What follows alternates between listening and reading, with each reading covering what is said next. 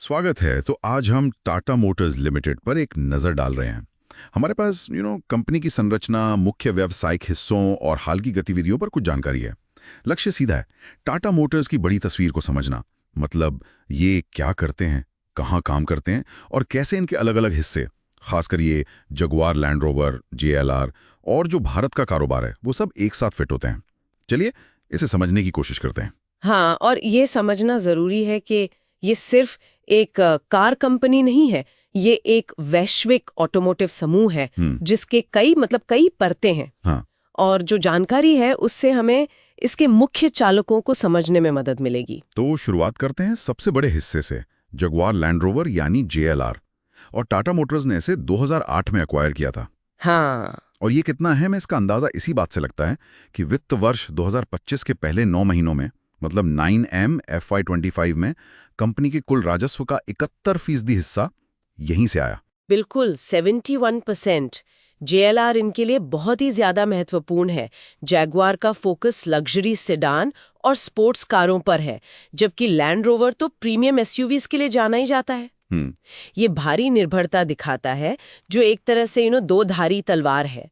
Premium segment में सफलता जरूरी है, पर ये कंपनी को उस बाजार के उतार चढ़ाव के प्रति काफी संवेदनशील भी बना देती है। हाँ, ये बात तो है। कुछ आंकड़े भी हैं इसमें, जैसे रेंज रोवर की थोक बिक्री 9M FY25 में 161.3 हजार यूनिट थी। पिछले पूरे वित्त वर्ष FY24 में ये 201.1 हजार थी, तो थोड़ी कमी आई है। अच्छा। डिफेंडर की बिक्री भी थोड़ी कम हुई है। और एक दिलचस्प बात यह है कि बिक्री का सबसे बड़ा हिस्सा अब नॉर्थ अमेरिका से आ रहा है, 33%। पिछले साल ये 26% था। ओके, तो नॉर्थ अमेरिका का शेयर बड़ा है। ये वैश्विक पहुंच और प्रीमियम बाजार पर उनका फोकस दिखाता है। लेकिन JLR जहां मतलब वैश्विक स्तर पर चमक रहा है, वहीं भारत में कंपनी की कहानी थोड़ी अलग है ना? वो कमर्शियल और पैसेंजर गाड़ियों के इर्द गिर्द ज्यादा घूमती है। हाँ बिल्कुल। भारत में अगर कमर्शियल व्हीकल्स मतलब CV सेगमेंट को देखें, हाँ। तो टाटा मोटर्स यहाँ सबसे बड़ा खिलाड़ी है। 9M FY25 में उनकी घरेलू बाजार हिस्सेदारी 37.7% थी। हालांकि ये वित्त वर्ष 2023 के 41.7% से थोड़ी कम हुई है। हाँ, ये गिरावट थोड़ी गौर करने लायक है, करीब 4% पॉइंट की। भले ही Q3 FY25 में पैसेंजर कैरियर सेगमेंट में कुछ वृद्धि देखी गई, लेकिन भारी ट्रकों की बिक्री में थोड़ी नरमी थी। तो ये दिखाता है कि CV मार्केट में भी कंपटीशन और वो जो कहते हैं साइक्लिकल नेचर, वो मौजूद है। सही कहा। और फिर आता है पैसेंजर व्हीकल्स यानी PV सेगमेंट। इसने 9M FY25 में राजस्व का करीब 11% योगदान दिया। वे भारत में तीसरे सबसे बड़े कार निर्माता हैं। घरेलू PV बाजार हिस्सेदारी उनकी 13.3% है। और यहाँ मुझे लगता है सबसे रोमांचक पहलू है इलेक्ट्रिक वाहनों यानी EV में उनकी लीडरशिप। हाँ, Q3 FY25 में EV बाजार का 53% हिस्सा उनके पास था। ये बहुत बड़ा नंबर है। हाँ, आधे से ज्यादा मार्केट। और ये सिर्फ बिक्री तक ही सीमित नहीं है। कंपनी R&D पर भी काफी निवेश कर रही है। वित्त वर्ष 24 में रेवेन्यू का 6.7%, खासकर उन्नत सुरक्षा और कनेक्टेड कार टेक्नोलॉजी पर। उनके पास 770 पेटेंट्स भी हैं, ये भी जिक्र है। अच्छा, 670 पेटेंट्स। हाँ, और साथ ही उनका वो 18,100 प्लस EV चार्जिंग स्टेशनों का नेटवर्क भी है। ये सब मिलकर उनकी बढ़त को मजबूत करता है। हाँ, और उन्होंने हाल ही में टियागो और टिगोर के अपडेटेड वर्जन भी लॉन्च किए हैं। तो लगता है कि वे अपने PV पोर्टफोलियो को भी ताज़ा रख रहे हैं। और Q3 FY25 में PV घरेलू बिक्री थोड़ी बढ़ी भी है। ये अच्छी बात है। इन सब के साथ ये भी ध्यान रखना चाहिए कि कंपनी वाहन फाइनेंसिंग सेवाएं भी देती है और उत्पादन क्षमता बढ़ाने पर भी ध्यान दे रही है। वित्त वर्ष 2025 के लिए 8,000 करोड़ रुपए के पूंजीगत व्यय मतलब कैपेक्स का लक्ष्य रखा गया है। ठीक है, अब आते हैं उस बड़ी खबर पर जिसका जिक्र इस जानकारी में है। मार्च 2024 में बोर्ड ने कंपनी को 2 अलग-अलग लिस्टेड कंपनियों में बांटने की योजना को मंजूरी दी। हाँ, डीमर्जर की बात। हाँ, डीमर्जर। एक सिर्फ कमर्शियल वाहनों के लिए और दूसरी पैसेंजर वाहनों के लिए, जिसमें PV, EV और JLR ये सब शामिल होंगे। और ये अक्टूबर 2025 तक पूरा होने की उम्मीद है। हाँ, ये एक बहुत बड़ा मतलब रणनीतिक कदम है। सिद्धांत रूप में तो इससे हर बिजनेस को अपनी खास ज़रूरतों और बाजार पर ज़्यादा फोकस करने में मदद मिलनी चाहिए। शायद निवेशकों के लिए भी वैल्यू अनलॉक हो। हाँ, फोकस बढ़ेगा शायद। लेकिन इसमें इंटीग्रेशन की चुनौतियां भी होंगी। खासकर जेएलआर और भारतीय ईवी बिजनेस को एक ही छत के नीचे लाना, ये देखना होगा कि कैसे काम करता है।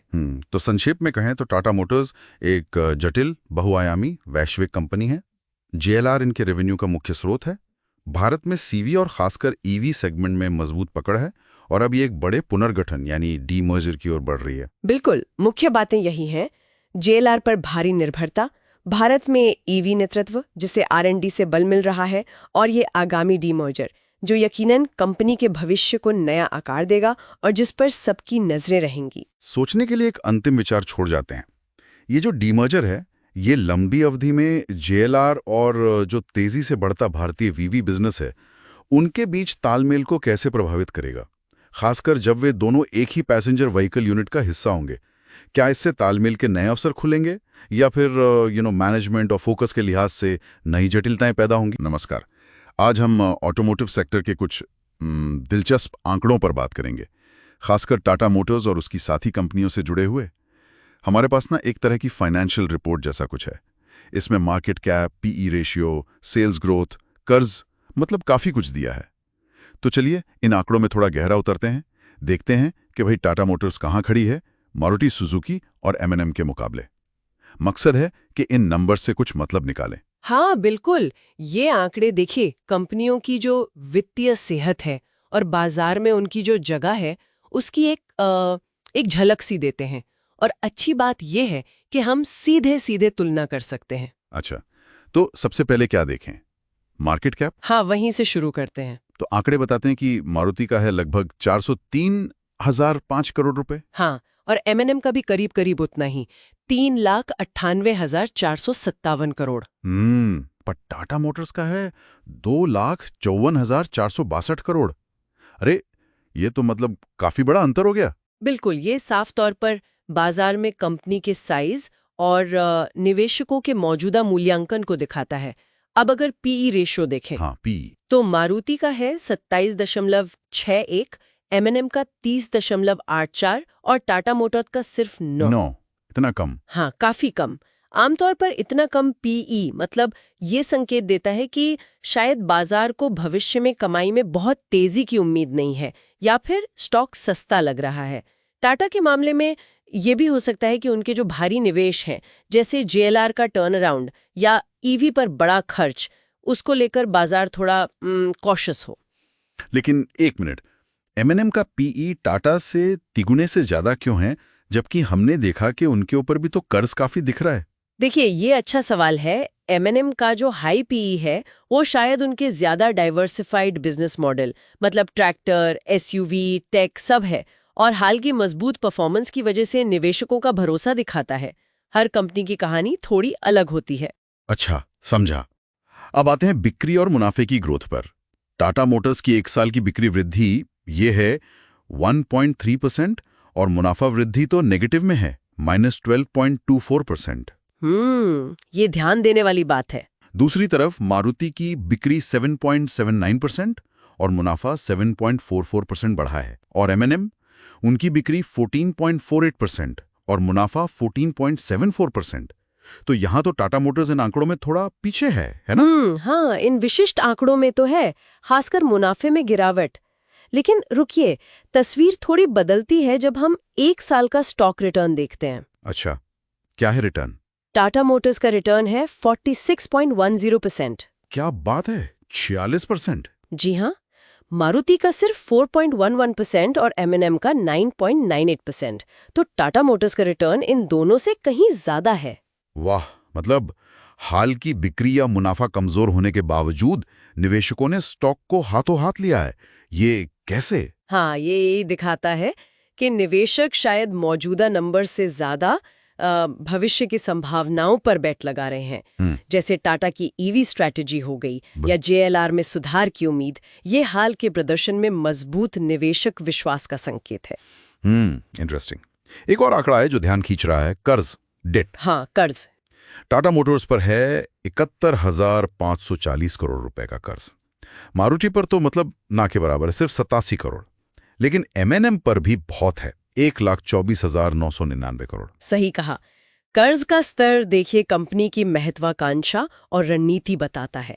टाटा मोटर्स का कर्ज उनके ग्लोबल ऑपरेशंस और बड़े पैमाने पर जो ईवी निवेश हो रहा है उससे जुड़ा हो सकता है। और एमएनएम का कर्ज उनके जो अलग अलग व्यवसाय हैं और विस्तार योजनाएं हैं उनका नतीजा हो सकता है। मारुति का कम कर्ज उनके बिजनेस मॉडल को दिखाता है जो काफी एसेट लाइट है। तो ज्यादा कर्ज अच्छा है या बुरा? ये एक कह सकते हैं दो धारी तलवार है। ये विकास को रफ्तार दे सकता है पर साथ में जोखिम भी बढ़ाता है। अच्छा, इसी लिस्ट में नीचे एक और कंपनी है, ओलेक्ट्रा ग्रीन टेक। छोटी कंपनी है, मार्केट कैप करीब 9976 करोड़, पर पीई रेशो देखिए 71.85 और बिक्री वृद्धि 56.12%। हाँ, ये साफ दिखाता है कि इलेक्ट्रिक वाहन यानी ईवी सेक्टर को लेकर निवेशकों में कितनी ज्यादा उम्मीदें हैं। उस सेगमेंट में हाई ग्रोथ पोटेंशियल दिख रहा है, भले ही कंपनी का आकार अभी छोटा हो। तो अगर हम सब कुछ समेटें, इन आंकड़ों से ये लग रहा है कि टाटा मोटर्स मार्केट कैप में मारुति और एमएनएम से छोटी है, पीई कम है, हाल की बिक्री और मुनाफा वृद्धि थोड़ी मिली-जुली रही है। हाँ, लेकिन पिछले 1 साल में स्टॉक ने जबरदस्त रिटर्न दिया है और कंपनी पर कर्ज भी काफी है। बिल्कुल सही कहा आपने। हर कंपनी की अपनी ताकतें हैं, अपनी चुनौतियां हैं। टाटा मोटर्स का मामला बड़ा दिलचस्प है। कम पीई, हाल का कमजोर मुनाफा, लेकिन शानदार स्टॉक रिटर्न और साथ में ज्यादा कर्ज, ये सब एक साथ। तो इसका मतलब क्या निकाले हम? ऐसा लगता है कि ये आंकड़े पूरी कहानी का सिर्फ एक हिस्सा ही दिखाते हैं। ज्यादा कर्ज है और साथ ही साथ हाल का ये मजबूत स्टॉक प्रदर्शन है। ये दोनों मिलकर क्या संकेत देते हैं, खासकर जब हम उन्हें मारुति के कम कर्ज वाले मॉडल और एमएनएम की मजबूत ग्रोथ के सामने रखकर देखते हैं। तो टाटा की भविष्य की रणनीति और स्थिरता के बारे में क्या सोचा जा सकता है, इस पर गौर करना काफी दिलचस्प होगा। नमस्कार, आज हम एक नजर डाल रहे हैं टाटा मोटर्स के तिमाही नतीजों पर। हमारे पास मार्च 2022 से लेकर मार्च 2025 तक का डेटा है, एक पीडीएफ से, और कोशिश रहेगी कि इन नंबर्स के पीछे की जो कहानी है उसे समझें। बिक्री, खर्चे, मुनाफा, ये सब कैसे चल रहा है। तो चलिए शुरू करते हैं इन आंकड़ों की पड़ताल। बिल्कुल, ये आंकड़े एक तरह से कंपनी के हेल्थ का एक्सरे है। देखते हैं कि पिछले कुछ सालों में टाटा मोटर्स की गाड़ी कैसे चली है इन फिगर्स के हिसाब से। ठीक है, तो सबसे पहले उठाते हैं बिक्री यानी सेल्स को। मार्च 2022 में थे लगभग 78,439 करोड़। फिर मार्च 2030 में एक बड़ा जंप दिखा, 1,05,932 करोड़ तक। हाँ, अच्छी ग्रोथ थी वो। और अभी जो लेटेस्ट है मार्च 2025, वो करीब 1,19,503 करोड़ पर है। तो मतलब सेल्स बड़ी तो हैं। सेल्स बड़ी है, लेकिन अगर आप वो year on year growth rate देखें, हाँ, YOY सेल्स ग्रोथ परसेंट, उसमें काफी उतार चढ़ाव है। बिल्कुल, कभी -11.50% तो कभी जून 2023 में देखें +42% से भी ज्यादा। सही, तो कंसिस्टेंसी का थोड़ा सवाल उठता है वहां। हाँ, ग्रोथ है पर स्टेबल नहीं कह सकते पूरी तरह। और ये भी देखना होता है कि सेल्स बढ़ाने में लागत कितनी आई। बिल्कुल, तो खर्चों पर आते हैं। मटेरियल कॉस्ट मतलब सामान बनाने का खर्चा, वो तो काफी बड़ा हिस्सा रहता है हमेशा, लगभग 61 से 67% के बीच झूलता रहा है।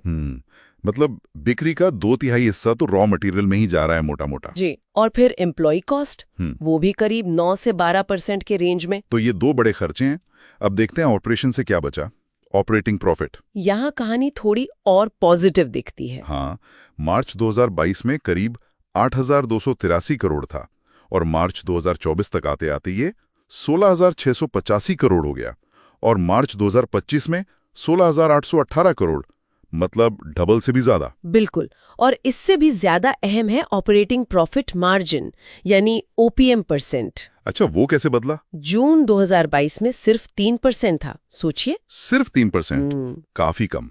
हाँ, और वहां से बढ़कर दिसंबर 2023 और मार्च 2024 में ये 14-15% तक पहुंच गया। ये तो बहुत बड़ा सुधार है। जी, ये दिखाता है कि कंपनी अपने कोर बिजनेस में कितनी एफिशिएंट हो गई है। ऑपरेशनल लेवल पे चीजें सुधरी हैं। सही कहा, ऑपरेशनल सुधार तो साफ दिख रहा है, लेकिन असली कहानी तो शायद नेट प्रॉफिट में है। बिल्कुल, नेट प्रॉफिट फॉर पीई यानी ओनर्स के लिए आखिर में क्या बचा? याद है मार्च 2022 का नंबर? हाँ, 1,033 करोड़ का घाटा था। लॉस मेकिंग थी कंपनी उस वक्त। और फिर पासा पलटा। दिसंबर 2022 में ही देखिए 2,958 करोड़ का प्रॉफिट आ गया। घाटे से मुनाफे में। हाँ जी। और मार्च 2024 का नंबर? वो तो मतलब 17,407 करोड़। कमाल का टर्न अराउंड है ये। 2 साल में -1,000 करोड़ से +17,000 करोड़। ये तो सच में जबरदस्त वापसी है। बिल्कुल। हालांकि ये भी नोट करना जरूरी है कि लेटेस्ट तिमाही मार्च 2025 में प्रॉफिट थोड़ा कम हुआ है। हाँ, वो 8,470 करोड़ पर आया है, तो पीक से थोड़ा नीचे। जी, और ये YOY प्रॉफिट ग्रोथ के नंबर्स में भी दिखता है। हाँ, वो तो मतलब आंखें खोलने वाले फिगर्स हैं। मार्च 2022 में -121% ग्रोथ थी। मतलब पिछले साल के मुकाबले घाटा और बढ़ गया था। और फिर मार्च 2023 में +563% ग्रोथ। सोचिए, 5 गुना से भी ज्यादा। ये दिखाता है कि बेस कितना लो था और रिकवरी कितनी तेज हुई। सही कहा। और ये सब सीधा सीधा शेयर होल्डर्स के लिए क्या मायने रखता है? EPS में दिखता है ना? बिल्कुल। अर्निंग्स पर शेयर मार्च 2022 में ये -3.11 रुपए था। मतलब हर शेयर पर नुकसान। जी, और मार्च 2024 में ये बढ़कर 52.37 रुपए हो गया। क्या बात है, ये निवेशकों के लिए तो बहुत बड़ी खबर है। हाँ, बहुत पॉजिटिव। हालांकि मार्च 2025 में ये थोड़ा कम होकर 23.01 रुपया है, जो हालिया मुनाफे की नरमी को दिखाता है। लेकिन फिर भी -3 से +23 तक आना भी तो बड़ी बात है। बिल्कुल, घाटे से निकलकर वैल्यू क्रिएशन तक का सफर है ये। तो अगर हम इस पूरी बातचीत को समेटें, मुख्य बातें क्या निकल कर आ रही हैं? देखिए, सेल्स में ग्रोथ दिखी है, भले ही थोड़ी ऊपर नीचे रही हो। हाँ। ऑपरेशनल एफिशिएंसी में कमाल का सुधार हुआ है।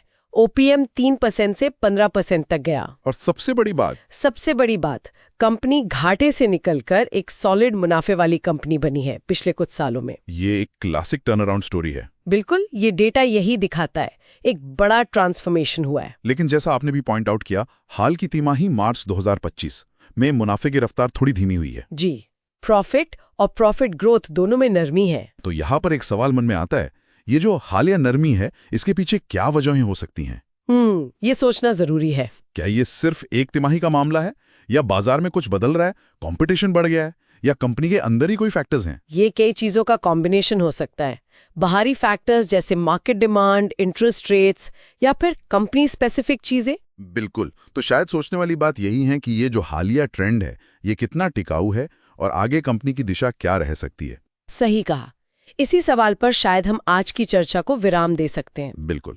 तो इन आंकड़ों और इस सवाल के साथ ही आज की बातचीत यहीं समाप्त करते हैं। नमस्कार। आज हम एक दिलचस्प सफर पर निकल रहे हैं, टाटा मोटर्स के पिछले 10 साल के वित्तीय प्रदर्शन की दुनिया में। बिल्कुल। मार्च 2014 से लेकर मार्च 2025 तक के जो ये लाभ हानि के आंकड़े हैं, इनकी गहराई से पड़ताल करेंगे। हाँ, और ये आंकड़े ना किसी रोलर कोस्टर राइड से कम नहीं लगते। कभी एकदम ऊपर तो कभी लगता है काफी नीचे। सही कहा। तो इन स्रोतों के जरिए हमारा मकसद है कि जो मुख्य रुझान हैं, अहम बदलाव हुए हैं, उनको समझें और देखें कि इस पूरी कहानी में मतलब क्या-क्या हुआ। तो चलिए शुरू करते हैं नंबरों को खोलना। सबसे पहले बिक्री यानी सेल्स पर नजर डालते हैं। हाँ, वहीं से शुरू करना सही रहेगा। Top line. हाँ। तो मार्च 2014 में बिक्री थी करीब 2,33,000 करोड़ रुपए, और ये बढ़ते बढ़ते मार्च 2024 तक पहुंच गए लगभग 4,34,000 करोड़, और मार्च 2025 में करीब 4,40,000 करोड़। तो मतलब ओवरऑल ग्रोथ तो दिख रही है सेल्स में, काफी अच्छी। हाँ, बिक्री तो बढ़ी है, लेकिन जो इसकी रफ्तार है ना, सेल्स ग्रोथ परसेंटेज, वो कहानी थोड़ी अलग कहती है। अच्छा, कैसे? जैसे मार्च 2015 में 13% की अच्छी बढ़त थी, लेकिन फिर मार्च 2020 में 13.5% की गिरावट आ गई। ओह, गिरावट भी? हाँ, फिर एकदम से जोरदार वापसी हुई 2023 और 2024 में, मतलब 24-25% की ग्रोथ। वाह, ये तो कमाल का जंप है। लेकिन फिर मार्च 2025 के जो ताजा आंकड़े हैं, उनमें ये रफ्तार फिर से सुस्त हो गई, सिर्फ 1.3%। तो ये अस्थिरता, ये ध्यान देने वाली बात है। बिक्री का बढ़ना तो ठीक है, पर ग्रोथ रेट इतनी ऊपर नीचे क्यों हो रही है? शायद इसका कुछ लेना देना खर्चों से हो। बिल्कुल हो सकता है। जैसे कच्चे माल की लागत, रॉ मटेरियल कॉस्ट, वो बिक्री के प्रतिशत के तौर पर देखें तो ज्यादातर 60 से 65% की बीच ही रही है। मतलब ये लागत का एक बहुत बड़ा हिस्सा है। हाँ, तो इसमें जरा सा भी उतार चढ़ाव सीधा मुनाफे पर, मतलब ऑपरेटिंग प्रॉफिट पर असर डालेगा। अच्छा, तो ऑपरेटिंग प्रॉफिट की बात करते हैं। उसमें भी यही पैटर्न दिखा क्या? हाँ, कुछ वैसा ही। देखिए, मार्च 2014 में ये करीब 35,000 करोड़ था। ठीक है। फिर गिरते गिरते मार्च 2019 में 24-25 हजार करोड़ के आसपास आया, और मार्च 2020 में तो और कम, लगभग 18,000 करोड़। ओ, काफी गिरावट। बिल्कुल। लेकिन फिर जो वापसी हुई वो देखने लायक थी। मार्च 2024 में ये आंकड़ा पहुंच गया 57,800 करोड़, एक रिकॉर्ड स्तर। जबरदस्त। लेकिन मार्च 2025 में फिर थोड़ी कमी। हाँ, थोड़ी नरमी आई, 55,200 करोड़ के आसपास। तो ये ऑपरेटिंग प्रॉफिट मार्जिन यानी ओपीएम परसेंटेज, वो भी इसी तरह, मतलब कभी 7%, कभी 15% ऐसे झूलता रहा है। तो मतलब बिक्री बढ़ी पर संचालन से होने वाला मुनाफा उतना स्थिर नहीं रहा। बिल्कुल। अब आते हैं उस हिस्से पर जो शायद सबसे ज्यादा नाटकीय है, शुद्ध लाभ यानी नेट प्रॉफिट। हाँ, इसका मुझे इंतजार था। मार्च 2014 में कंपनी ने करीब 14,000 करोड़ का मुनाफा कमाया था। अच्छा था। लेकिन फिर जो दौर आया वो मुश्किल था। मार्च 2019 में सीधा 28,800 करोड़ का घाटा। क्या इतना बड़ा नुकसान? हाँ, बहुत बड़ा। और ये यही नहीं रुका। मार्च 2020, मार्च 2021 और मार्च 2022, ये तीनों साल भी कंपनी घाटे में रही। लगातार 4 साल घाटा। जी हाँ, 2020 में करीब 12,000 करोड़, 21 में 13,500 करोड़ और 22 में 11,500 करोड़ का नुकसान। कुल मिलाकर इन सालों में बहुत भारी नुकसान हुआ। ये तो किसी भी कंपनी के लिए बहुत बड़ी चुनौती है। फिर क्या हुआ? वापसी हुई? जबरदस्त वापसी हुई। मार्च 2024 में सारे पिछले घाटे भूलकर कंपनी ने 31,400 करोड़ रुपए का तगड़ा मुनाफा दिखाया। वाह, ये तो कमाल की रिकवरी है। बिल्कुल। पर जैसा कि हमने सेल्स और ऑपरेटिंग प्रॉफिट में देखा, मार्च 2025 के ताज़ा आंकड़े यहां भी थोड़ी नरमी दिखा रहे हैं। मुनाफा ग्रिड के करीब 27,800 करोड़ रह गया। तो ये उतार चढ़ाव तो हर लेवल पर दिख रहा है, और इसका मतलब प्रति शेयर आय ईपीएस पर भी ऐसा ही असर पड़ा होगा। सीधा सीधा ईपीएस मार्च 2014 में करीब 48 रुपए था। घाटे के सालों में ये नेगेटिव हो गया। जाहिर है। फिर मार्च 2024 में मुनाफे के साथ ये लगभग 94.5 रुपए तक पहुंच गया। और मार्च 2025 में? मार्च 2025 में नेट प्रॉफिट कम हुआ तो ईपीएस भी गिरकर 75.6 रुपए पर आ गया। ये नेट प्रॉफिट का ही आईना है, समझिए। अगर हम थोड़ा जूम आउट करके देखें, मतलब लंबी अवधि में, जैसे चक्रवृद्धि वार्षिक वृद्धि दर, कंपाउंडेड ग्रोथ रेट। हाँ, वो एक अलग कहानी बताता है। पिछले 10 सालों को देखें तो बिक्री औसतन 5% सालाना बढ़ी है और मुनाफा 7%। ठीक है। लेकिन दिलचस्प बात यह है कि अगर हम पिछले 5 साल देखें तो मुनाफे की औसत सालाना ग्रोथ 37% रही है। अरे वाह। और पिछले 3 सालों में तो ये 65% सालाना है। ये दिखाता है कि हाल के सालों में जो वापसी हुई है वो कितनी मजबूत रही है। भले ही सबसे ताज़ा साल, मतलब टीटीएम, में 12% की गिरावट दिखी हो। बिल्कुल। और इसी तरह रिटर्न ऑन इक्विटी यानी आरओई, जो ये बताता है कि शेयर होल्डर्स के पैसे पर कंपनी कितना कमा रही है। हाँ, वो कितना रहा? वो भी पिछले 3 सालों में औसतन 30% रहा है और पिछले साल 28%। ये जो 10 साल का औसत है ना, 11%, उससे कहीं ज्यादा बेहतर है। तो इस सारे विश्लेषण को अगर समेटें तो क्या कहेंगे? एक तरफ बिक्री तो लगातार बढ़ी है, पर मुनाफे का सफर बहुत उबड़-खाबड़ रहा। हाँ, खासकर वो 2019 से 2022 वाला दौर, वो तो एक गहरे गड्ढे जैसा था। सही कहा। उसके बाद एक शानदार उछाल आया, लेकिन अब मार्च 2025 के आंकड़े फिर थोड़ी सुस्ती दिखा रहे हैं। तो मतलब टाटा मोटर्स ने रेवेन्यू तो बढ़ाया है, पर मुनाफा कमाना और उसे बनाए रखना वो एक लगातार चुनौती रही है। बिल्कुल यही बात है। हाल के वर्षों का सुधार काबिले तारीफ है, नो डाउट। लेकिन मार्च 2025 के आंकड़े ये याद दिलाते हैं कि स्थिरता अभी भी, क्या कहते हैं, एक मंजिल है।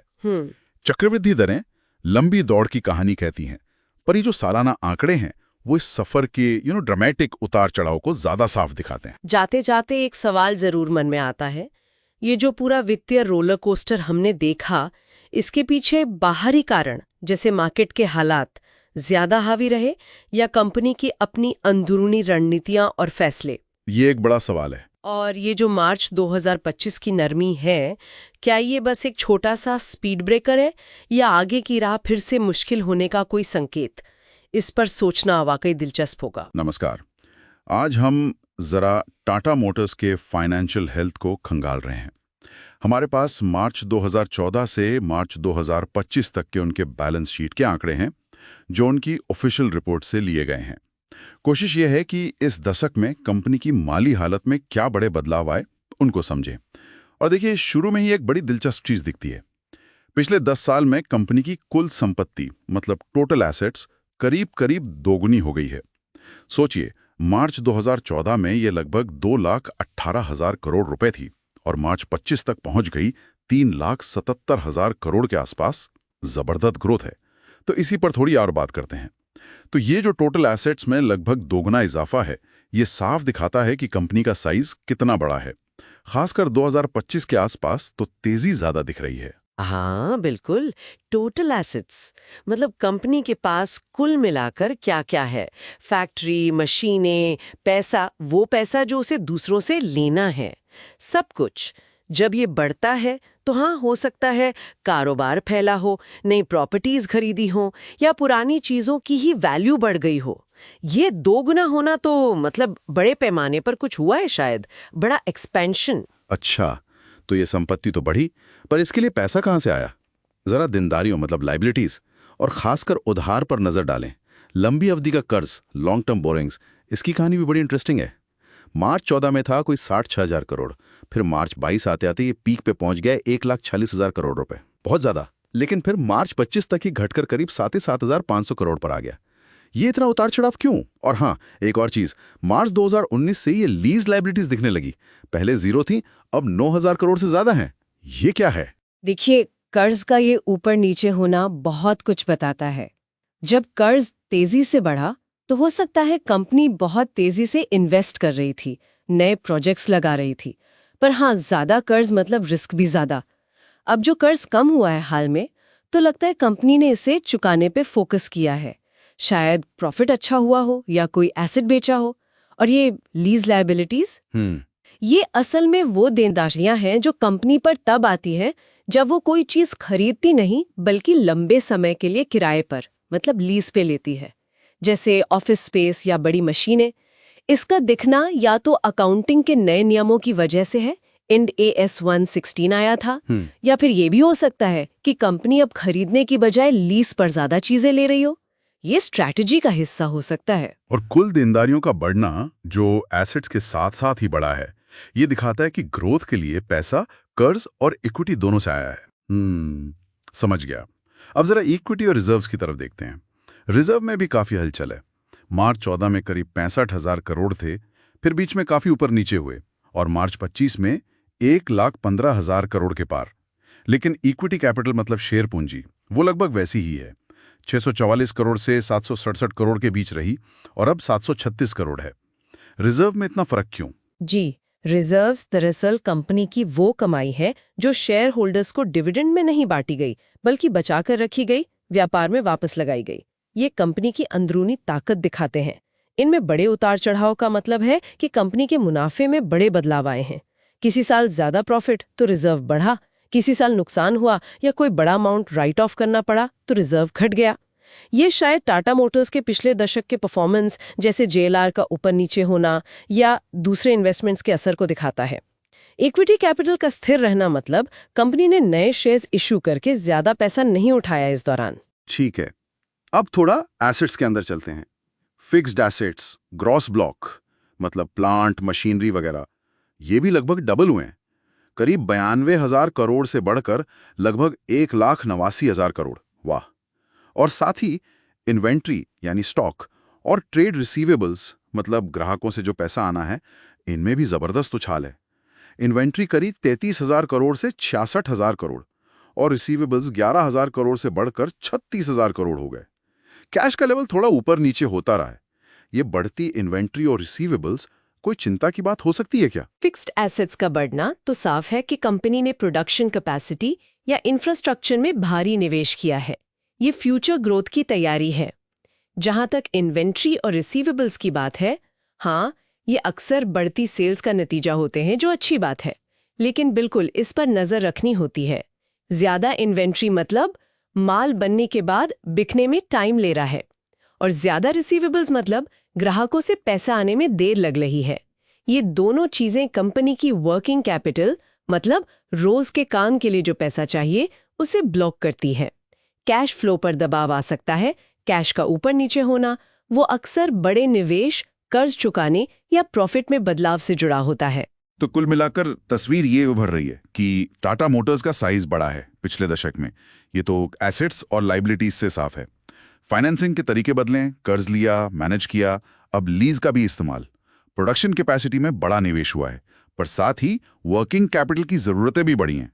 तो ये सब हमें क्या बताता है आखिर? देखिए, ये बैलेंस शीट के आंकड़े तो एक तरह से कंपनी की सेहत का एक्सरे हैं, पर ये पूरी कहानी नहीं है। सोचने वाली बात यह है कि ये जो फाइनेंशियल बदलाव दिख रहे हैं, ये टाटा मोटर्स की उस बड़ी कहानी से कैसे जुड़ते हैं जो हम सब जानते हैं।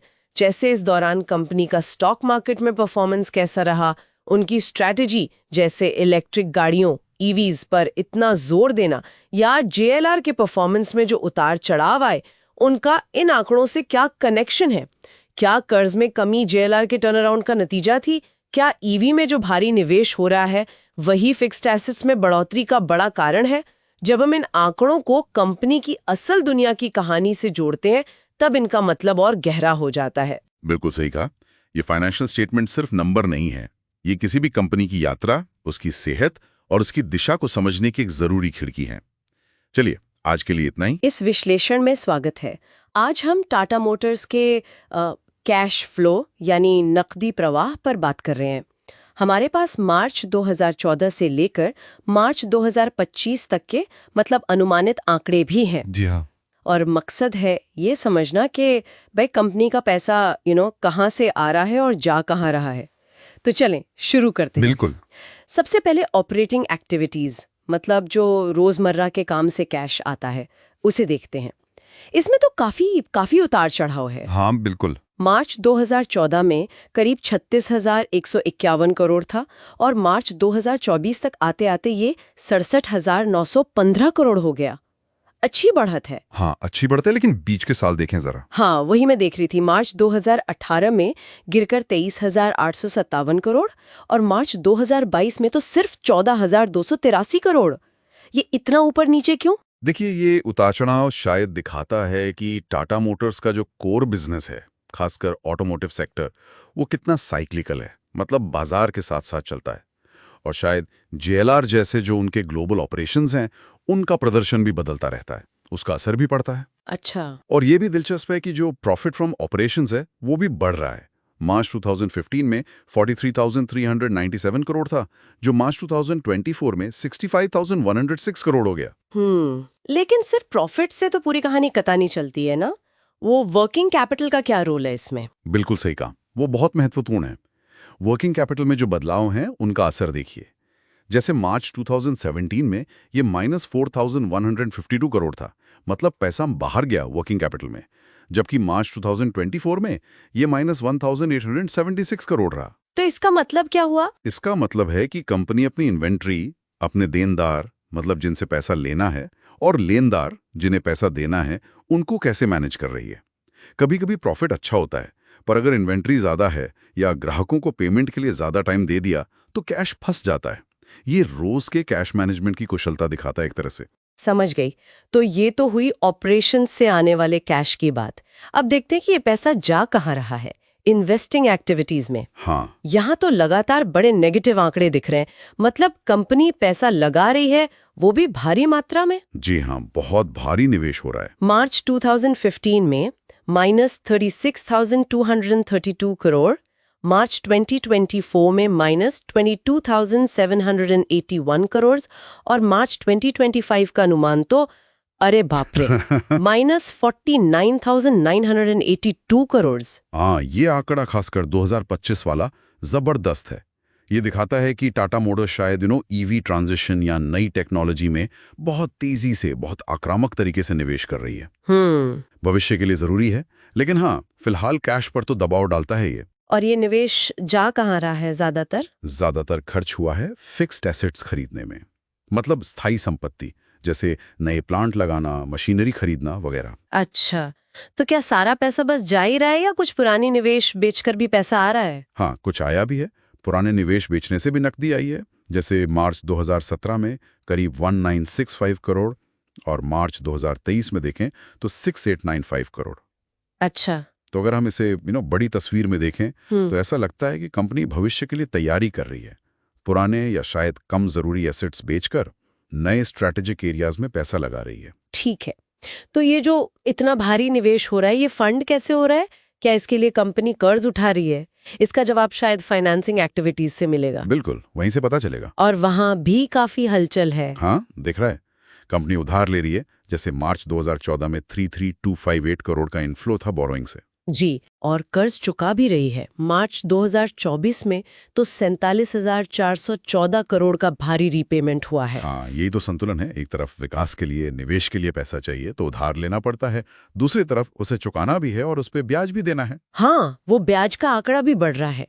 इंटरेस्ट पेड मार्च 2014 में -6,171 करोड़ था, जो मार्च 2024 में -9,332 करोड़ हो गया। बिल्कुल, ये सब कंपनी की कैपिटल स्ट्रक्चर और डेट मैनेजमेंट स्ट्रेटजी को दिखाता है कि वो अपने फाइनेंशियल कमिटमेंट्स को कैसे संभाल रही है। तो अगर इन तीनों को, ऑपरेशंस, इन्वेस्टिंग और फाइनेंसिंग को एक साथ देखें तो नेट कैश फ्लो मतलब कुल मिलाकर नकदी की स्थिति क्या रही? नेट कैश फ्लो में भी अगर आप देखें तो काफी अस्थिरता है, कोई एक ट्रेंड नहीं है। हाँ, कुछ साल पॉजिटिव, कुछ नेगेटिव। मार्च 2015 में 4,500 करोड़ का नेट इनफ्लो था, लेकिन मार्च 2023 में -6,272 करोड़ का नेट आउटफ्लो। ये साफ दिखाता है कि टाटा मोटर्स जैसी बड़ी और कॉम्प्लेक्स कंपनी में कैश का मैनेजमेंट एक लगातार चलने वाली एक तरह से बाजीगरी है। कंपनी अपने रोज के काम से, मतलब ऑपरेशन से पैसा कमा रही है। हाँ, उसमें उतार चढ़ाव है, फिर उस कमाई का एक बड़ा हिस्सा भविष्य के लिए निवेश कर रही है, जैसे ईवी या नई टेक्नोलॉजी।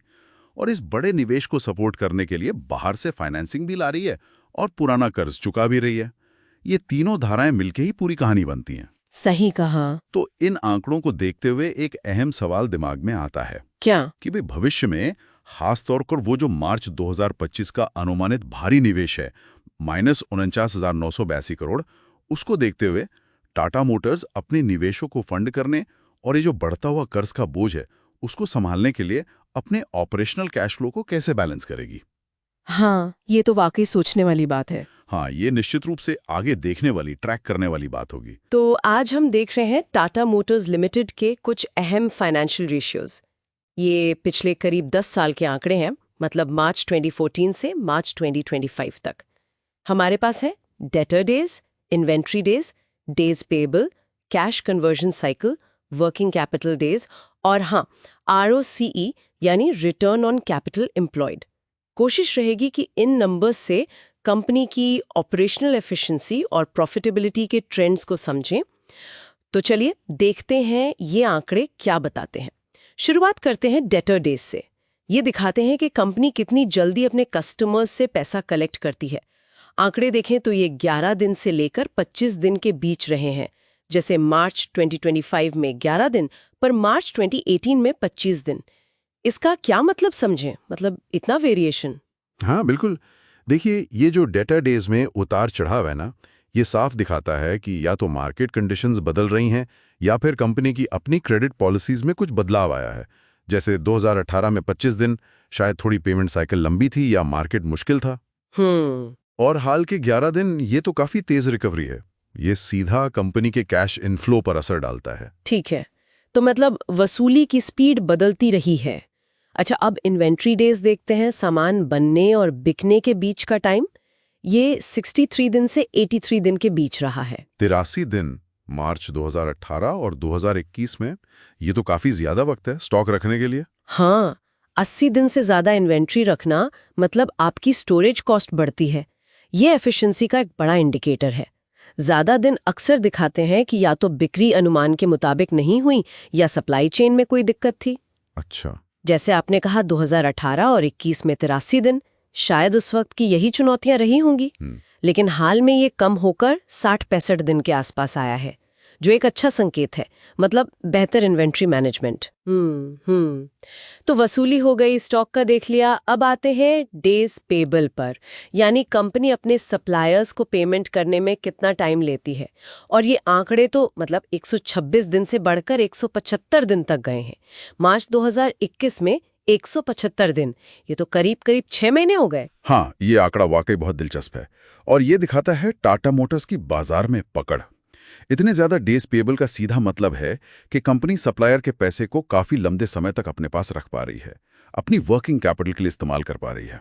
ओह, तो ये एक तरह से फाइनेंसिंग जैसा हो गया। हाँ बिल्कुल, एक तरह से ये सप्लायर फाइनेंसिंग ही है। हालांकि देखिए 175 दिन ये सप्लायर के साथ रिश्तों में थोड़ा तनाव भी ला सकता है, पर ये कंपनी की बार्गेनिंग पावर दिखाता है। समझ गई। और शायद इसी वजह से जो अगला आंकड़ा है, कैश कन्वर्जन साइकिल, वो पूरे समय नेगेटिव रहा है। -23 दिन से लेकर -74 दिन तक नेगेटिव साइकिल, मतलब पैसा मिलने के बाद payment. Exactly, negative cash conversion cycle का यही मतलब है।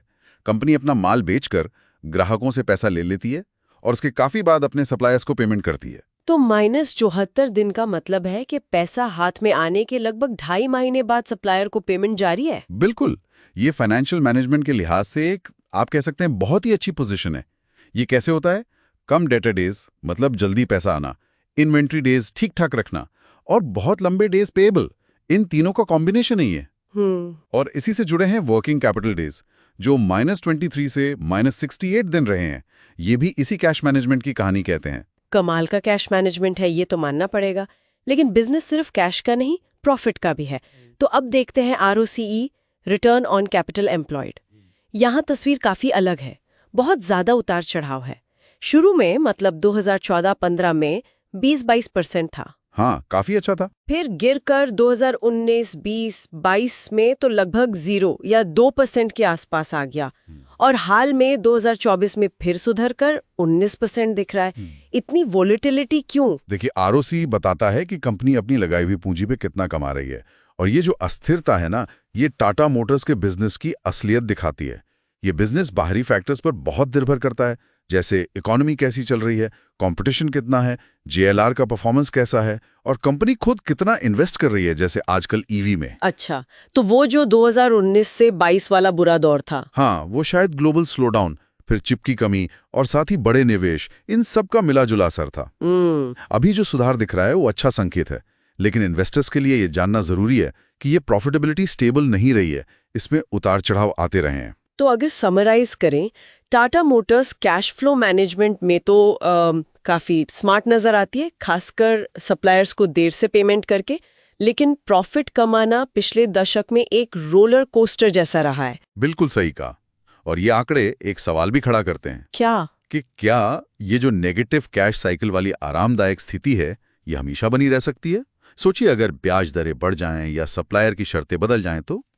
और दूसरी बात कि ये जो ROCE में हालिया सुधार है, क्या ये टिकाऊ है या ये बस एक अच्छा फेज है? इन नंबर्स के पीछे की स्ट्रैटेजी को समझना बहुत जरूरी होगा। बिल्कुल सोचने वाली बात है। इसी सवाल के साथ आज की ये चर्चा यहीं रोकते हैं। नमस्कार, आज हम टाटा मोटर्स के शेयरधारिता पैटर्न पर एक नजर डाल रहे हैं। हमारे पास जून 2022 से मार्च 2025 तक के मतलब तिमाही आंकड़े हैं। हाँ, और इन आंकड़ों से हम समझने की कोशिश करेंगे कि कंपनी की ओनरशिप में क्या बड़े बदलाव हुए हैं। बिल्कुल, तो कोशिश यही रहेगी कि इन ट्रेंड्स को पकड़ें, देखें कि प्रमोटर, संस्थागत निवेशक और आम पब्लिक की हिस्सेदारी कैसे बदली है। तो चलिए शुरू करते हैं। सबसे पहले इन आंकड़ों को देखकर क्या चीज सामने आती है? देखिए, ये आंकड़े ना सिर्फ नंबर नहीं है, ये दिखाते हैं कि अलग अलग इन्वेस्टर ग्रुप्स का भरोसा, उनकी स्ट्रैटेजीज टाटा मोटर्स को लेकर कैसे बदली है वक्त के साथ। और हाँ, कुछ अहम मोड़ भी नजर आते हैं, खासकर पिछले साल 1.5 साल में। अच्छा, तो सबसे पहले प्रमोटर्स की बात कर लेते हैं, मतलब कंपनी के जो मुख्य मालिक हैं, टाटा ग्रुप। शुरू में देखें जून 2022 से मार्च 2024 तक उनकी हिस्सेदारी तो करीब 46.4% पर, मतलब काफी स्थिर सी दिखती है। बिल्कुल, ज्यादा बदलाव नहीं था उस पीरियड में। लेकिन असली कहानी शुरू होती है मार्च 2024 के बाद। मार्च 2024 और सितंबर 2024 के बीच में ये हिस्सेदारी एकदम से गिरी। कितनी गिरी? ये गिरकर करीब 42.6% पर आ गई और फिर मार्च 2025 तक, मतलब लेटेस्ट आंकड़ों तक, वहीं टिकी हुई है 42.58% पर। इसमें टाटा सन्स, टाटा इंडस्ट्रीज, ये सब बड़े नाम शामिल हैं। ये तो काफी बड़ी गिरावट है प्रमोटर होल्डिंग में, लगभग 4%। हाँ, और ये क्यों हुआ उस पर अटकने लगाने से बेहतर है ये समझना कि इतनी बड़ी कमी आना अपने आप में बहुत महत्वपूर्ण है।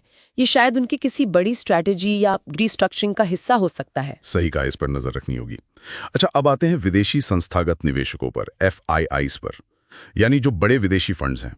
यहाँ तो मुझे काफी हलचल दिख रही है। हाँ बिल्कुल, FIIs की हिस्सेदारी में काफी उतार चढ़ाव रहा है। जून 2022 में ये 13.71% थी, वहां से बढ़ते बढ़ते दिसंबर 2023 में 19.20% हुई। और भी ऊपर गई थी शायद। हाँ बिल्कुल, सितंबर 2024 में तो 20.54% का पीक देखा हमने, 20% से भी ज्यादा। लेकिन उसके बाद फिर से गिरावट आई और मार्च 2025 तक ये वापस 17.84% पर आ गए। तो काफी एक्टिव ट्रेडिंग हुई है यहाँ, खरीदना बेचना। लगता तो यही है। ये दिखाता है कि विदेशी निवेशक टाटा मोटर्स को लेकर काफी डायनामिक रहे हैं। कभी भरोसा बढ़ा, कभी शायद प्रॉफिट बुकिंग की। सिंगापुर सरकार जैसे कुछ बड़े नाम लगातार है, पर ओवरऑल ट्रेंड एक्टिव रहा। ठीक है, तो FIIs का रुझान काफी बदलता रहा। अब देखते हैं हमारे अपने घरेलू संस्थागत निवेशक DIIs, मतलब LIC, SBI mutual fund, ICICI prudential, HDFC, axis, UTI, ये सब, इनकी क्या कहानी है? DIIs की हिस्सेदारी भी बढ़ी है ओवरऑल। जून 2022 में ये थे 15.17% पर, वहां से बढ़कर मार्च 2023 में ये लगभग 17% हो गए। अच्छा, तो इन्होंने भी खरीदारी की। हाँ, लेकिन उसके बाद थोड़ी नरमी आई। मार्च 2025 तक ये हिस्सेदारी 16.88% पर आ गई। तो FIIs जितनी नाटकीय चाल नहीं रही इनकी, पर हाँ, ये भी दिखाता है कि घरेलू संस्थान भी अपनी पोजीशंस एडजस्ट कर रहे थे। शायद कुछ मुनाफा वसूली यहाँ भी हुई हो। समझ गया। और सरकारी हिस्सेदारी का क्या? वो तो बहुत ही कम रही है हमेशा से। हाँ, ज्यादातर तो 0.14% के आसपास ही थी, लेकिन एक छोटा सा बदलाव है। सितंबर 2024 के बाद थोड़ी बढ़ी है और मार्च 2025 तक 0.31% हो गई है। अच्छा, मतलब डबल से भी ज्यादा। भले ही ओवरऑल कम है, पर प्रतिशत में बढ़ोतरी तो है। हाँ, छोटे ही सही, पर बढ़ोतरी है। देखना होगा ये कोई ट्रेंड बनता है या नहीं। चलिए, अब आते हैं पब्लिक शेयर होल्डिंग पर, मतलब हम आप जैसे आम निवेशक, रिटेल इन्वेस्टर्स। यहाँ का पैटर्न तो बड़ा दिलचस्प है। पहले तो हिस्सेदारी गिरी थी। जून 2022 में थी 24.57% और दिसंबर 2023 तक गिरकर 17.60% रह गई थी। हाँ, वो गिरावट काफी तेज थी, लेकिन उसके बाद कमाल की वापसी हुई है। वही तो, मार्च 2025 तक ये हिस्सेदारी वापस बढ़कर 22.39% पर पहुंच गई, मतलब लगभग वी शेप रिकवरी। इसमें सिटी बैंक NA जो ADR होल्डर्स हैं और रेखा झुनझुनवाला जी, स्वर्गीय राकेश झुनझुनवाला जी की संपत्ति, ये बड़े नाम भी हैं। ये रिकवरी वाकई देखने लायक है। ये दिखाता है कि शायद शुरुआती गिरावट के बाद रिटेल निवेशकों का भरोसा लौटा या फिर बहुत से नए निवेशक इस स्टॉक में आए। और इसी से जुड़ी है वो एक और चौंकाने वाली बात, कुल शेयरधारकों की संख्या। हाँ, वो आंकड़ा तो गजब का है। जून 2022 में करीब 40 लाख शेयर होल्डर थे और मार्च 2025 तक 67 लाख से ज्यादा, मतलब लगभग 1.25 गुना बढ़ गए। बाप रे, 40 लाख से 67 लाख, ये तो जबरदस्त बढ़ोतरी है। हाँ, ये शायद सबसे बड़ी कहानी कहता है भारत में इक्विटी कल्चर का फैलाव। इतने सारे नए लोगों का, खासकर रिटेल निवेशकों का टाटा मोटर्स जैसे बड़े स्टॉक में आना दिखाता है कि बाजार में भागीदारी बढ़ रही है। ये तो बहुत पॉजिटिव संकेत है। हाँ बिल्कुल। हालांकि छोटा सा नोट है आंकड़ों में कि सितंबर 2022 से शायद वर्गीकरण में कुछ बदलाव हुआ है, तो उसका हल्का असर हो सकता है, पर ओवरऑल ट्रेंड तो साफ है। ठीक है, तो अगर हम सब समेटें, हमने देखा प्रोमोटर हिस्सेदारी में एक अहम कमी आई है पिछले साल में। FIIs और DIIs यानी संस्थागत निवेशकों की दिलचस्पी बदलती रही है, काफी खरीद फरोख्त हुई है, और सबसे बड़ी बात, पब्लिक शेयर होल्डर्स की संख्या और उनकी हिस्सेदारी में खासकर हाल में जबरदस्त उछाल आया है। बिल्कुल सही। ये आंकड़े सिर्फ ये नहीं बताते कि क्या हुआ, बल्कि ये भविष्य के लिए भी कुछ संकेत देते हैं, जैसे प्रोमोटर होल्डिंग का कम होना और रिटेल भागीदारी का इतना बढ़ जाना। ये दोनों चीजें कंपनी के आगे के फैसलों पर, उसकी गवर्नेंस पर और स्टॉक के बर्ताव पर असर डाल सकती हैं। हाँ, मतलब ओनरशिप अब ज्यादा फैली हुई है। हाँ, निवेशक आधार ज्यादा विविध हो गया है। ये एक तरह से स्टेबिलिटी भी ला सकता है, लेकिन रिटेल का मूड बदलने पर वॉलेटिलिटी भी। तो आखिर में श्रोताओं के लिए सोचने वाली बात यह है कि भविष्य में कौन से फैक्टर्स होंगे, चाहे वो कंपनी के अंदरूनी फैसले हों, जैसे EV बिजनेस का डीमर्जर या कुछ और, या फिर बाहरी आर्थिक माहौल जो टाटा मोटर्स की इस बदलती शेयरधारिता संरचना को और प्रभावित करेंगे। और इन बदलावों का कंपनी के ऑपरेशन, उसकी वैल्यूएशन पर लंबे समय में क्या असर पड़ेगा, ये देखना काफी दिलचस्प होगा। स्वागत। आज हम देख रहे हैं टाटा मोटर्स की FY25 की 80th इंटीग्रेटेड एनुअल रिपोर्ट। काफी अहम रिपोर्ट है, 80 साल जो पूरे हुए हैं कंपनी को। हाँ, 80 साल, एक लंबा सफर। तो आज हम इसी रिपोर्ट के कुछ खास हिस्सों पर, मतलब जो मुख्य बातें हैं, उन पर गौर करेंगे। बिल्कुल, मकसद यही है कि कंपनी कहाँ खड़ी है, आगे क्या सोच रही है, उसकी एक मोटी मोटी तस्वीर समझ आए। सही। तो शुरुआत अगर ओवरऑल परफॉर्मेंस से करें, रेवेन्यू देखें तो कंसोलिडेटेड है करीब 4,39,695 करोड़, पिछले साल से थोड़ा सा ऊपर। हाँ, 4,34,016 करोड़ था FY24 में, लेकिन नेट प्रॉफिट इस बार कम है, 27,830 करोड़। पिछले साल 31,000 करोड़ से ज्यादा था। हाँ, पर उसमें वो एक डिफर्ड टैक्स एसेट वाली बात थी ना पिछले साल, उसका काफी इम्पैक्ट था। तो सीधे सीधे तुलना करना शायद उतना सही ना हो, ऑपरेशनल लेवल पर देखना होगा। अच्छा, और एक अच्छी खबर भी है इनके लिए, S&P ने रेटिंग अपग्रेड की है, इन्वेस्टमेंट ग्रेड। हाँ, ये बहुत पॉजिटिव है। इससे आगे फंड्स जुटाने में आसानी होगी और शायद सस्ता भी मिले, खासकर जब इकोनॉमी, मतलब IMF का अनुमान है 6.2% ग्रोथ का 2025 में, और सरकार भी कैपेक्स बढ़ा रही है। सही। चलिए अब सेगमेंट वाइज बात करते हैं। कमर्शियल व्हीकल से शुरू करें। हाँ, सीवीज, इनका नया मंत्र है बेटर ऑलवेज, मतलब हमेशा बेहतर करने का वादा, कस्टमर्स के लिए, स्टेक होल्डर्स के लिए। और टेक्नोलॉजी में भी कुछ नया किया है, वो हाइड्रोजन ट्रक की बात थी। हाँ, भारत का पहला hydrogen powered heavy duty truck का ट्रायल किया इन्होंने, और एडास लेवल 2 सर्टिफिकेशन पाने वाले भी ये पहले भारतीय सीवी मेकर बने हैं। एडास लेवल 2 मतलब सेफ्टी फीचर्स और ड्राइवर असिस्टेंस में एक बड़ा कदम। बिल्कुल, ये दिखाता है कि फ्यूचर टेक्नोलॉजी पर इनका फोकस है। इनका वो डिजिटल प्लेटफॉर्म फ्लीटवर्स, उसके भी यूजर्स बढ़े हैं, करीब 4.37 लाख। अच्छा, लेकिन ओवरऑल सीवी इंडस्ट्री में थोड़ी नरमी रही है ना FY25 में। हाँ, हल्की सी गिरावट थी इंडस्ट्री में। अब आते हैं पैसेंजर व्हीकल्स यानी पीवी सेगमेंट पर। हाँ, पीवीज। यहाँ पिछले 3 साल तो जबरदस्त ग्रोथ थी, पर FY25 में इंडस्ट्री सिर्फ 2% बढ़ी। मार्केट थोड़ा ठंडा हो रहा है क्या? लगता तो यही है, एक तरह का स्टेबलाइजेशन है। पर इस माहौल में भी टाटा पंच जो है वो 2024 में इंडिया की नंबर 1 सेलिंग कार बनी। ये कमाल की बात है। हाँ, पंच तो काफी पॉपुलर हुई है और उन्होंने 6 मिलियन पीवी बेचने का माइलस्टोन भी पार किया है। बिल्कुल, और नए लॉन्च भी लाइनअप में है। कर्व आ रही है IC और EV दोनों में। और नेक्सॉन iCNG भी, भारत की पहली टर्बो CNG। हाँ, तो साफ है, स्ट्रैटेजी है EV में लीडरशिप कायम रखना और साथ ही CNG जैसे ऑप्शंस को भी इनोवेट करना। और वो डीमर्जर वाला प्लान भी तो है बैकग्राउंड में। हाँ, उस पे भी नजर रहेगी। अब जरा ग्लोबली देखें, JLR की बात करते हैं। जैगवार लैंड रोवर, उनकी री-इमेजिन स्ट्रैटेजी अब सही ट्रैक पर लग रही है। प्रॉफिट बिफोर टैक्स करीब 2.5 बिलियन और नेट कैश पॉजिटिव हो गए हैं। नेट कैश पॉजिटिव, ये बहुत बड़ी रिकवरी है, मतलब कर्ज चुकाने के बाद भी कैश बचा है। सही कहा। और इसी मजबूती के दम पर अगले 5 साल में 18 बिलियन पाउंड्स इन्वेस्ट करने का प्लान है, हेलीवुड और सॉलिहल प्लांट्स को पूरी तरह इलेक्ट्रिक बनाने में। तो फ्यूचर इलेक्ट्रिक ही है JLR के लिए। जैगुआर तो शायद पूरी तरह इलेक्ट्रिक बन रहा है। हाँ, जैगुआर 2026 से ऑल इलेक्ट्रिक ब्रांड होगा। और एक इंटरेस्टिंग डेवलपमेंट है चीन में, वहां चेरी के साथ मिलकर फ्रीलैंडर ब्रांड को इलेक्ट्रिक अवतार में वापस ला रहे हैं। फ्रीलैंडर, वो पुरानी SUV। हाँ, अच्छा। और वो टायर्स वाली बात क्या की, पिरेली के साथ। हाँ, सस्टेनेबिलिटी के लिहाज से FSC सर्टिफाइड रबर वाले टायर्स इस्तेमाल कर रहे हैं। हाँ। मतलब ऐसे रबर जो सस्टेनेबल सोर्स से आते हैं। ओके। तो सस्टेनेबिलिटी पर आते हैं। टाटा ग्रुप की वो आलिंगना पहल है ना। हाँ, आलिंगना। इसके 3 मेन पिलर हैं, नेट जीरो, सर्कुलर इकोनॉमी और बायोडाइवर्सिटी। लक्ष्य तो काफी बड़े रखे हैं। नेट जीरो के लिए अलग अलग डेडलाइंस हैं। JLR 2039, PV 2040 और CV 2045 तक। और 2030 तक 100% रिन्यूएबल बिजली का टारगेट भी है, RE100। इसके लिए कई इनिशिएटिव्स हैं, जैसे वो रीवे है पुरानी गाड़ियों की स्क्रैपिंग के लिए, 7 सेंटर चालू हो गए। और कुछ प्लांट्स को वाटर पॉजिटिव और zero waste to landfill certification भी मिला है। हाँ, बायोडाइवर्सिटी पर भी काम कर रहे हैं, जैसे वेटलैंड्स वगैरह पर। ये सब करने के लिए इनोवेशन और लोग दोनों जरूरी हैं। R&D में भी काफी एक्टिव लग रहे हैं। हाँ, भारत में 68 पेटेंट फाइल किए FY25 में, और JLR ने तो 440 पेटेंट। हाइड्रोजन और AI जैसे एरिया में काफी फोकस दिख रहा है। और लोगों की बात करें तो एम्प्लॉइज, वहां भी ध्यान है।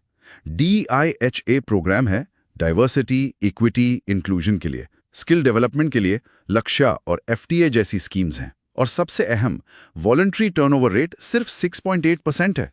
सिर्फ 6.8%। ये तो काफी कम है इंडस्ट्री के हिसाब से। हाँ, ये दिखाता है कि शायद एम्प्लॉयज कंपनी की डायरेक्शन से जुड़े हुए महसूस करते हैं। तो कुल मिलाकर देखें, टाटा मोटर्स अपनी 80 साल की विरासत को साथ लेकर चल रही है, पर साथ ही भविष्य की जो बड़ी चुनौतियां हैं, ईवी, सस्टेनेबिलिटी, डिजिटल, उन पर भी फोकस कर रही है। बिल्कुल। और अब आगे देखने वाली बात यही होगी कि इतनी बड़ी, इतनी विविध कंपनी कैसे अपनी इस विरासत और भविष्य के इन तेज रफ्तार बदलावों के बीच संतुलन बनाती है, खासकर जब डीमर्जर भी होने वाला है। ये बैलेंस साधना ही शायद आगे की कुंजी होगी। सही कहा, ये संतुलन ही तय करेगा आगे का रास्ता। नमस्कार। आज हम टाटा मोटर्स लिमिटेड यानी टीएमएल की क्रेडिट सेहत पर जरा गहराई से देखेंगे। जी, ये क्रिसिल की जो हालिया रेटिंग रिपोर्ट आई है ना, बिल्कुल। उस पर आधारित है। हाँ, बिल्कुल। ये विश्लेषण 19 मई 2025 को जारी क्रिसिल रेटिंग्स की रिपोर्ट का है। जी। और हमारा मकसद है इसके जरूरी पहलू समझना और मतलब टीएमएल के लिए इनके मायने क्या हैं ये देखना। सही। तो बड़ी खबर तो यही है कि क्रिसिल ने टीएमएल की बैंक लोन सुविधाओं और डेट इंस्ट्रूमेंट्स पर अपनी रेटिंग्स वही रखी हैं, CRISIL AA+ stable, CRISIL A1+। जी। तो आज हम बात करेंगे JLR के प्रदर्शन पर, जी। भारत में टीएमएल की क्या स्थिति है, जी। कंपनी की फाइनेंशियल सेहत, और हाँ, कुछ कॉर्पोरेट बदलाव भी हुए हैं उन पर, और भविष्य की योजनाओं पर भी। बिल्कुल। तो सबसे पहले ये जो रेटिंग्स कायम रखी हैं, ये क्या दिखाता है? हाँ, बताइए। देखिए, A+ लॉन्ग टर्म के लिए और A1+ शॉर्ट टर्म के लिए, ये दोनों ही काफी मजबूत क्रेडिट प्रोफाइल का संकेत है। मतलब कंपनी की कर्ज चुकाने की क्षमता बहुत अच्छी मानी जा रही है। अच्छा। और साथ में जो स्टेबल आउटलुक है, वो ये इशारा करता है कि फिलहाल रेटिंग में किसी बड़े बदलाव की उम्मीद कम है। तो ये अच्छी खबर है। हाँ, और ये सीधे तौर पर पिछले 2 सालों में टीएमएल का जो ऑपरेशनल परफॉर्मेंस सुधरा है, उसी का नतीजा है। हाँ, रिपोर्ट में JLR मतलब जैगुआर लैंड रोवर पर काफी जोर दिया गया है। ये टीएमएल के लिए इतना अहम क्यों है और वहां क्या चल रहा है? देखिए, JLR की अहमियत आप इसी बात से समझ सकती हैं कि वित्त वर्ष 2025 में टीएमएल के कुल रेवेन्यू का लगभग 71%, 71%? हाँ, और ईबिटा का करीब 78% हिस्सा JLR से ही आया। ईबिटा मतलब ब्याज, टैक्स, डेप्रिसिएशन से पहले का जो ऑपरेटिंग मुनाफा होता है। समझ गया। तो मतलब टीएमएल की सेहत बहुत हद तक JLR पर निर्भर करती है। बिल्कुल। लैंड रोवर रेंज, खासकर डिफेंडर, रेंज रोवर और रेंज रोवर स्पोर्ट, इनकी मांग काफी मजबूत बनी हुई है और अमेरिका एक बहुत बड़ा बाजार है इनके लिए। वित्त वर्ष 2025 में करीब 32% बिक्री वहीं हुई। सकते हैं। अमेरिका और यूके के बीच स्टील और एल्यूमिनियम टैरिफ पर एक नई व्यवस्था की बात चल रही है। अच्छा। अगर वो लागू होती है तो यूके से अमेरिका निर्यात होने वाली पहली 100,000 गाड़ियों पर 10% टैरिफ लग सकता है। अब इसमें JLR को कितना फायदा या नुकसान होगा, ये अभी पूरी तरह साफ नहीं है। डिटेल्स अभी आनी बाकी हैं। तो इसी अनिश्चितता और संभावित टैरिफ असर के कारण क्रिसिल का अनुमान है कि वित्त वर्ष 2026 में JLR के बिक्री वॉल्यूम और मुनाफे पर शायद थोड़ा दबाव आ सकता है। लेकिन कंपनी कुछ कर सकती है इसके बारे में? हाँ, बिल्कुल। कंपनी लागत घटाने जैसे वो दूसरे कदम उठा सकती है। और भविष्य के लिए JLR की क्या बड़ी योजनाएं हैं, खासकर ये जो इलेक्ट्रिक गाड़ियों का दौर चल रहा है? हाँ, JLR अपने री-इमेजिन प्रोजेक्ट के तहत इलेक्ट्रिक व्हीकल्स यानी EV सेगमेंट में बहुत बड़ा दांव लगा रही है। अच्छा। इसके लिए सालाना करीब 3.8 बिलियन पाउंड का भारी भरकम कैपेक्स मतलब पूंजीगत खर्च करने की योजना है। 3.8 बिलियन पाउंड सालाना, ये तो बहुत बड़ा निवेश है। जी हाँ, यहाँ तक कि जागुआर ब्रांड को 2026 से पूरी तरह इलेक्ट्रिक बनाने का उनका लक्ष्य है, जो कि काफी महत्वाकांक्षी है। और हाँ, ESG पर भी फोकस है। JLR ने 2039 तक नेट जीरो कार्बन उत्सर्जन का लक्ष्य रखा है। चलिए अब जरा भारत में TML के प्रदर्शन पर आते हैं।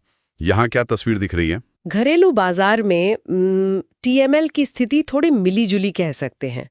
कमर्शियल व्हीकल यानी CV सेगमेंट में ये मार्केट लीडर तो है। वित्त वर्ष 2025 में करीब 37.1% हिस्सेदारी थी। हाँ, लीडर तो है, लेकिन पिछले साल के मुकाबले हिस्सेदारी थोड़ी सी घटी है। अच्छा, घटी है। हाँ, दूसरी तरफ पैसेंजर व्हीकल यानी PV सेगमेंट में सुधार दिख रहा है। मार्केट शेयर बढ़कर करीब 13.2% हो गया है। ये तो अच्छा है। और EV में तो शायद काफी आगे हैं। हाँ, ईवी सेगमेंट में तो टीएमएल का दबदबा है अभी भी। लगभग 55% मार्केट शेयर है वित्त वर्ष 2025 में। 55%। लेकिन क्या ये बढ़त बनी रहेगी? मुकाबला कैसा है सेगमेंट में? यही देखने वाली बात होगी। दबदबा तो है, पर यहाँ कंपटीशन बहुत तेजी से बढ़ रहा है। नई घरेलू कंपनियां भी आ रही हैं, विदेशी खिलाड़ी भी जोर लगा रहे हैं। तो कीमत और टेक्नोलॉजी दोनों पर चुनौती बढ़ रही है। मुनाफे की बात करें तो सीवी और पीवी दोनों के ऑपरेटिंग मार्जिन सुधरे हैं। सीवी का करीब 11.8% और पीवी का 6.9% रहा। ये सुधार क्यों हुआ? इसके पीछे बेहतर कीमतें मिलना, लागत में बचत करना और सरकार की जो पीएलआई स्कीम है ना, प्रोडक्शन लिंक्ड इंसेंटिव, हाँ, पीएलआई स्कीम, उसका भी योगदान है। लेकिन एक चुनौती ये भी है कि जैसे जैसे ईवी की बिक्री बढ़ेगी, पीवी मार्जिन पर दबाव आ सकता है, क्योंकि ईवी फिलहाल थोड़ी मार्जिन डाइल्यूटिव हैं। मतलब उनकी लागत मुनाफे को शायद थोड़ा कम कर सकती है। कुछ आगे पोर्ट में एक और बड़ी बात थी, एडजस्टेड नेट डेट फ्री होना। ये तो वाकई में बड़ी उपलब्धि लगती है। कंपनी की ओवरऑल वित्तीय सेहत कैसी दिख रही है? वित्तीय स्थिति में निश्चित रूप से काफी सुधार हुआ है। रिपोर्ट के मुताबिक कंपनी वित्त वर्ष 2025 के आखिर तक एडजस्टेड नेट डेट फ्री हो गई है। इसका मतलब क्या हुआ आसान भाषा में? इसका सीधा मतलब है कि कंपनी के पास जो कैश और कैश जैसी संपत्ति है वो उसके कुल कर्ज से ज्यादा है। तो ये एक बहुत बड़ी मजबूती है। लिक्विडिटी भी अच्छी है। मार्च 2025 तक करीब 686 बिलियन का कैश रिजर्व था उनके पास। वाह। और जरूरत पड़ने पर क्रेडिट लाइंस भी मौजूद है। तो उम्मीद यही है कि कंपनी का जो सालाना कैश फ्लो है वो कर्ज चुकाने और नए निवेश यानी कैपेक्स दोनों के लिए काफी रहेगा। हाल में कंपनी के स्ट्रक्चर में भी कुछ बड़े बदलाव हुए हैं ना? हाँ, दो अहम बातें हैं। एक तो टीएमएल की जो सब्सिडियरी थी टाटा मोटर्स फाइनेंस लिमिटेड यानी टीएमएफएल, उसका विलय टाटा कैपिटल लिमिटेड यानी टीसीएल में हो गया है। अच्छा, ये विलय हो गया? जी। और दूसरा, टाटा मोटर्स अपने कमर्शियल व्हीकल बिजनेस को एक अलग लिस्टेड कंपनी जिसका नाम शायद टीएमएल कमर्शियल व्हीकल्स लिमिटेड या टीएमएल-सीवी होगा, उसमें डीमर्ज करने मतलब बांटने की योजना बना रही है। तो सीवी बिजनेस अलग हो जाएगा।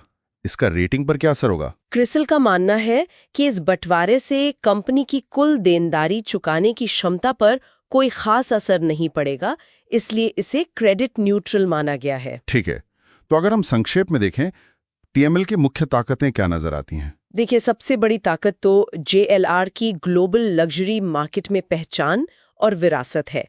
फिर घरेलू सीवी और खासकर ईवी बाजार में लीडरशिप, पीवी सेगमेंट में भी मजबूत वापसी की है, और सबसे जरूरी टाटा ग्रुप का मजबूत सहारा जो उन्हें एक तरह का वित्तीय लचीलापन देता है। और कमजोरियों में ग्लोबल ऑटो सेक्टर में कड़ा मुकाबला तो है ही। ये बिजनेस काफी कैपिटल इंटेंसिव भी है, मतलब लगातार भारी निवेश की जरूरत पड़ती है। और घरेलू ऑटो बाजार का जो चक्रीय स्वभाव है, उतार चढ़ाव वाला, वो भी एक चुनौती है। और हाँ, ईएसजी की बात करें तो टीएमएल इंडिया ने भी नेट जीरो का लक्ष्य रखा है 2040 या 45 तक। तो कुल मिलाकर क्रिसिल का विश्लेषण ये दिखाता है कि टीएमएल ने अपनी ऑपरेशनल और फाइनेंशियल सेहत काफी सुधारी है, जिससे रेटिंग बनी भी है।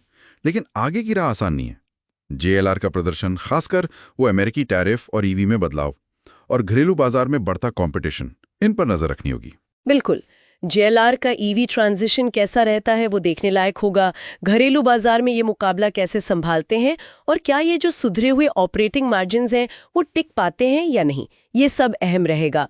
पर हाँ, टाटा ग्रुप का समर्थन एक बहुत बड़ा प्लस पॉइंट बना रहेगा उनके लिए। और जाते जाते एक सवाल श्रोताओं के लिए सोचने को छोड़ जाते हैं। भारत का जो ईवी बाजार है, जहां टीएमएल आज सबसे आगे दिख रही है, क्या वो ये बढ़त कायम रख पाएगी, खासकर तब जब नए खिलाड़ी इतनी तेजी से आ रहे हैं और शायद कीमतों पर भी दबाव बढ़ेगा आगे चलकर? कंपनी इस चुनौती से कैसे निपटती है, ये देखना वाकई दिलचस्प हो। नमस्कार और स्वागत है आज की पड़ताल में। हमारे पास ना टाटा मोटर्स लिमिटेड का एक दस्तावेज है। डेट है इसकी 16 जून 2025 और ये भेजा गया है स्टॉक एक्सचेंजों को। तो मतलब ये कोई आम कागज नहीं लग रहा। हाँ, ये बॉम्बे स्टॉक एक्सचेंज मतलब बीएससी और नेशनल स्टॉक एक्सचेंज एनएससी दोनों को भेजा गया है। भारत के सबसे बड़े एक्सचेंज हैं ये। बिल्कुल। तो सवाल ये है कि टाटा मोटर्स जैसी बड़ी कंपनी एक्सचेंजों को क्या बता रही है, क्या चल रहा है? सही।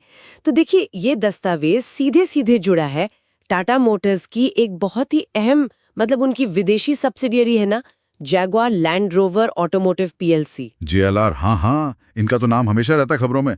PLC मतलब पब्लिक लिमिटेड कंपनी। हाँ, पब्लिक लिमिटेड कंपनी। भले ही वो पूरी तरह टाटा मोटर्स के ही स्वामित्व में है, पर स्ट्रक्चर वही है। अच्छा, तो इस दस्तावेज में JLR को लेकर क्या खास बात है? देखिए, दस्तावेज ये बताता है कि JLR ने 16 जून 2025 को एक इन्वेस्टर डे रखा था, निवेशक दिवस। Investor day. और उस दिन उन्होंने एक प्रेजेंटेशन दी थी निवेशकों को। अच्छा। तो सिर्फ ये बताना नहीं है कि इवेंट हुआ, इसका कुछ और मतलब है। 11। हाँ, यहीं पर ना वो रेगुलेटरी एंगल आता है। अच्छा। ये असल में सेबी मतलब securities and exchange board of India, जो हमारे मार्केट रेगुलेटर्स है, हाँ, सेबी। उनके नियमों का पालन है। एक खास रेगुलेशन है, regulation 30, listing obligations and disclosure requirements, LODR कहते हैं उसे। Okay, regulation 30, LODR। इसका मतलब है कि कंपनियों को सारी जरूरी जानकारी पब्लिक करनी होती है, सही है? ताकि सब निवेशकों को पता चले। ट्रांसपेरेंसी। एकदम सही पकड़ा। रेगुलेशन 30 यही कहता है कि लिस्टेड कंपनियों को कोई भी ऐसी अहम घटना, कोई जानकारी जिससे कंपनी के शेयर प्राइस पर असर पड़ सकता हो, वो फॉरेन स्टॉक एक्सचेंजों को बतानी होती है। और देखिए, JLR जैसी इतनी बड़ी सब्सिडियरी का इन्वेस्टर डे प्रेजेंटेशन, वो तो निश्चित रूप से इसी दायरे में आएगा। ये पारदर्शिता के लिए, बिल्कुल। तो मतलब टाटा मोटर्स नियमों का पालन कर रही है, ये बात तो साफ है। पर इस दस्तावेज में सबसे रोचक बात क्या है?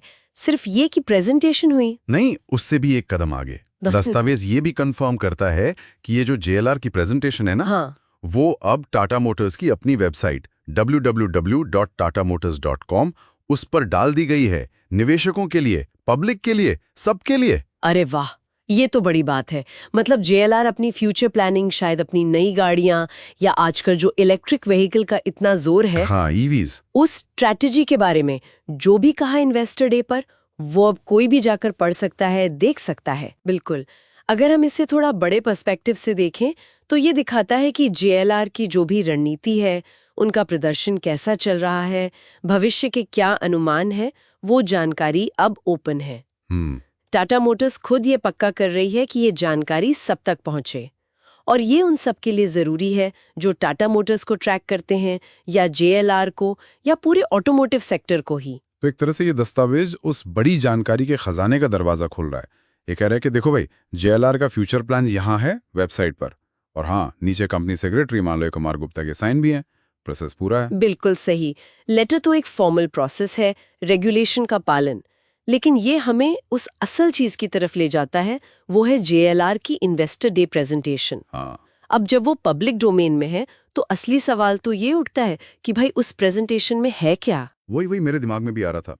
क्या उसमें कुछ पॉजिटिव संकेत हैं JLR की फाइनेंशियल हेल्थ को लेकर? उनकी वो बड़ी महंगी रीइमेजिन स्ट्रैटेजी है ना, हाँ, वो रीइमेजिन। कितनी कामयाब हो रही है? आजकल EV, इलेक्ट्रिक जैगुआर या रेंज रोवर प्लान्स पर कुछ नया बताया उन्होंने? ये सारे एकदम वैलिड सवाल हैं।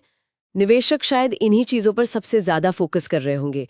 देखिए, JLR का प्रदर्शन टाटा मोटर्स के ओवरऑल प्रॉफिट के लिए बहुत बहुत क्रिटिकल है। बिल्कुल। इसलिए उस प्रेजेंटेशन में दिए गए कोई भी फाइनेंशियल टारगेट, या नए मॉडल्स की लॉन्च टाइमलाइन, या फिर जो उनके बड़े मार्केट हैं जैसे चीन या अमेरिका, वहां उनकी स्ट्रैटेजी क्या है, इस पर कोई भी अपडेट बहुत मायने रखता है। तो ये सिर्फ एक फाइलिंग नहीं है, ये एक सिग्नल है कि एक अहम अपडेट उपलब्ध है। निश्चित रूप से ये फाइलिंग एक रेगुलेटरी जरूरत तो पूरी करती ही है, पर साथ ही ये उस गहरी जानकारी की ओर इशारा करती है जो अब पब्लिकली अवेलेबल है।